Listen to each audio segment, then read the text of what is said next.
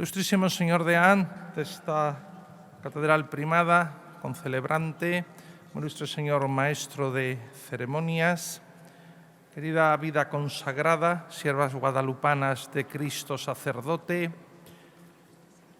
un saludo especial a esta coral de la Archidiócesis Hermana de Granada, que nos acompañan en la misa de este domingo, pues prestando este servicio litúrgico del canto. Gracias y bienvenidos a esta Catedral de Toledo.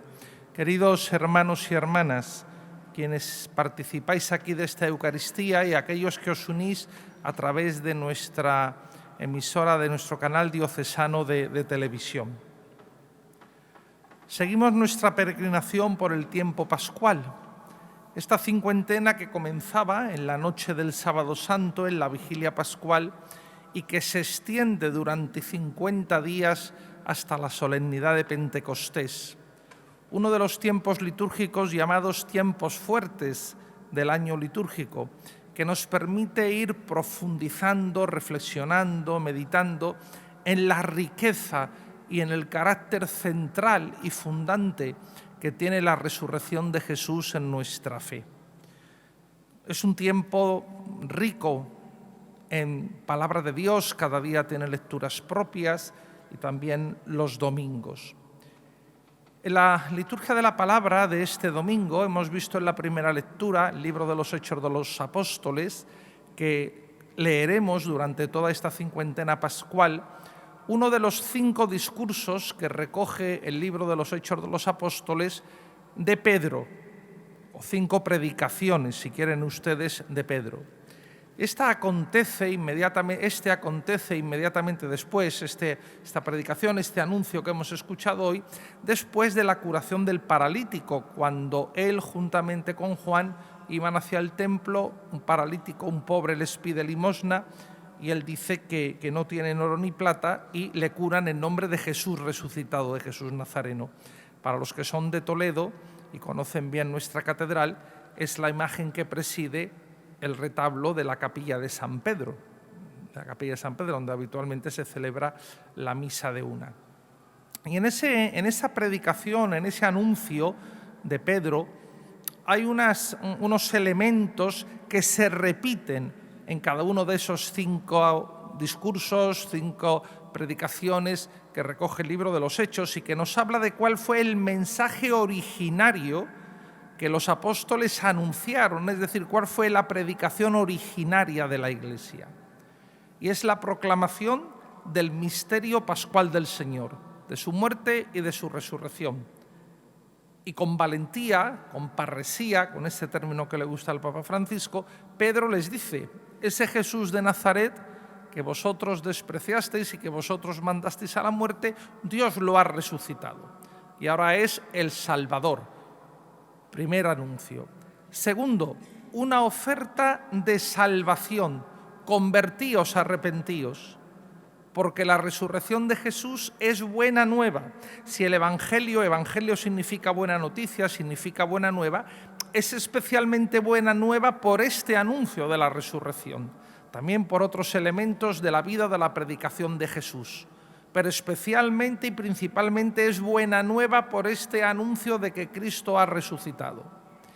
Y tercer elemento es el testimonio que dan los apóstoles. Nosotros somos testigos de esto, somos testigos de la resurrección del Señor. Eso es el anuncio originario de la Iglesia.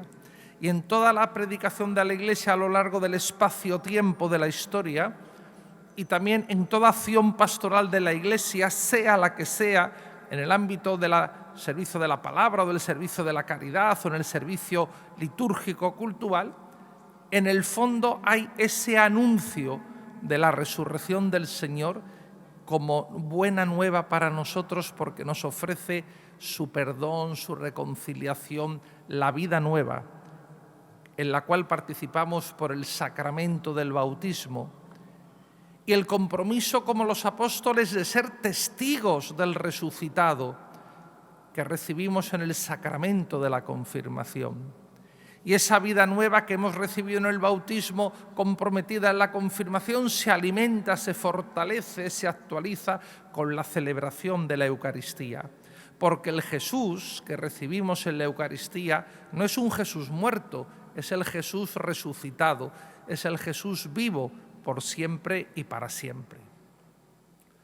Ese Jesús resucitado es el que hemos visto que aparece en el Evangelio de hoy, según San Lucas. Una aparición que Lucas sitúa el mismo día de la resurrección, un día intenso, ese domingo de resurrección, de experiencias, de manifestaciones, de emociones y de fe. Desde la primera aparición de Cristo al alba de la mañana del domingo a María Magdalena, esa aparición de la que hace mención, así comenzaba la perícopa evangélica de este domingo, a los discípulos de Emaús, que habían vuelto y se habían presentado ante los 11 para decirles que habían experimentado la vida y la presencia del resucitado. Y ahora es Jesús, dice Lucas, que se presenta en medio de los suyos. Y el saludo siempre de Jesús resucitado es la paz, la paz. Un saludo y un mensaje necesario entonces, y un saludo y un mensaje necesario ahora, especialmente, cuando vemos con preocupación, no exenta de angustia, que la humanidad, que el contexto geográfico y político de nuestra realidad, pues discurre en un peligroso plano inclinado hacia un conflicto bélico de consecuencias no previsibles, como ha dicho el Papa Francisco, que ha hablado de esa tercera guerra mundial, pues a trozos o en distintos escenarios. Y hoy tenemos, queridos hermanos y hermanas, que pedir al resucitado, cuyo credencial de presencia y de saludo es la paz, pedirle por la paz en el mundo, especialmente por la paz en su tierra, donde Él nació, vivió, murió y resucitó, en Tierra Santa, por la paz en Ucrania, por la paz, pues también en esos otros conflictos que no aparecen en los medios de comunicación, y parece que lo que no se significa en los medios de comunicación no existe, que la verdad queda reducida a lo que aparece en la televisión o en las redes sociales o en las radios, y eso no es así. Están pues hermanos en África pasándolo mal, en República Centroafricana, en Costa de Marfil, los hermanos de Haití también en una situación difícil, en Sudán, etc. Tenemos que pedir al Señor por la paz. Esa paz de Jesús precede a la donación del Espíritu Santo.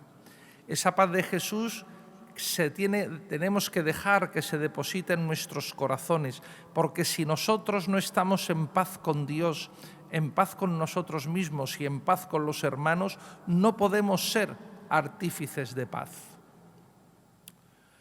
Y esa experiencia de los 11 al principio quedan desconcertados, quedan dubitativos si era Jesús realmente o era un fantasma, era una imagen, una aparición, que podríamos decir en ese sentido fantasmagórico.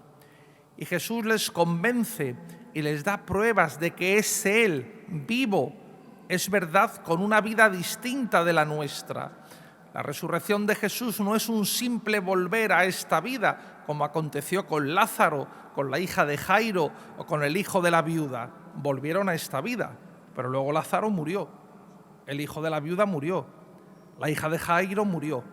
Jesús está vivo pero inaugurando una etapa nueva, distinta, transformadora de la existencia de la humanidad, que es esa vida de resucitado, porque ya no muere más. La muerte no tiene ya ese espacio en la existencia de Cristo resucitado.